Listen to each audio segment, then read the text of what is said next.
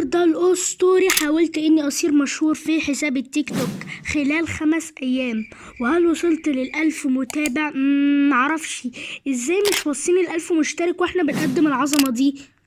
تشترك يا عم، انت مكسل تدوس اشتراك. لو انت بتتعب في التصميم الصورة مصغرة بياخد منك وقت طويل، فأنا جايب لك مصمم محترف ودي نبذة عن تصاميمه، وكل ده اقسم بالله ب15 جنيه مصري. ولو عايز تطور في محتواك وتوصل لمستوى احترافي يبقى لازم تكلم الراجل ده. رابط الانستا بتاعه في اول تعليق مثبت، ورابط قناته برضه هتلاقيه في اول تعليق مثبت، واسمه سامي HD.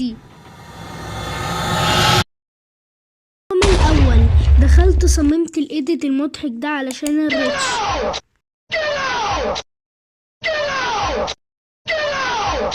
خفيت الاغنية بسبب الكوبي رايت،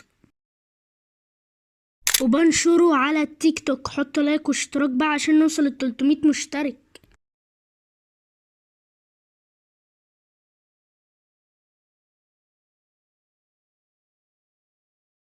نشوف الريتش بعد 5 ايام.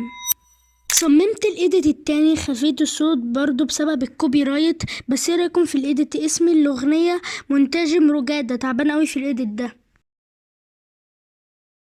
بنشره على التيك توك، مسرع الهاشتاج.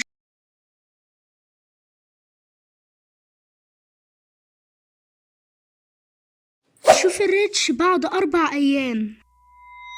دخلت اصمم الايديت التالت، خفيت الصوت برضو بسبب الكوبي رايت ونفس الاغنية، لكن دي اغنية لايديت ميسي يعني وبنشره على التيك توك. وصلوا يا جدعان الفيديو ده 100 لايك، لازم يوصل 100 لايك عشان انا تعبان فيه قوي. ونشوف الريتش بعد 4 ايام. ودخلت اصمم الايديت الرابع. الفيديو الرابع طبعا الفيديو ما كملتوش للاخر لان الشرح طويل شوية، فحبيت انزله وخلاص.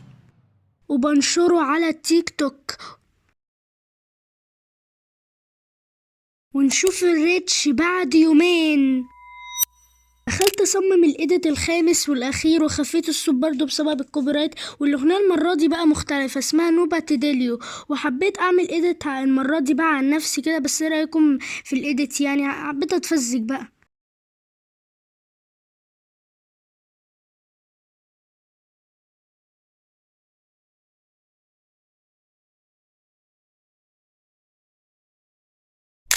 وبنشره على التيك توك. حط لايك واشتراك للمره الثالثه. ونشوف النتيجه بكره.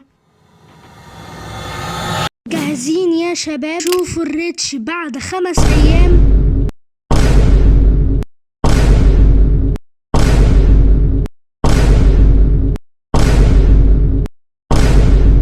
بس كده يكون الفيديو بتاع النهارده خلص. حطوا لايك واشتراك للمرة مليون عشان نوصل ل1000 مشترك. لو عايزين فكرة الفيديو الجاي تكون قصة عني قولولي في الكومنتات. وسلام.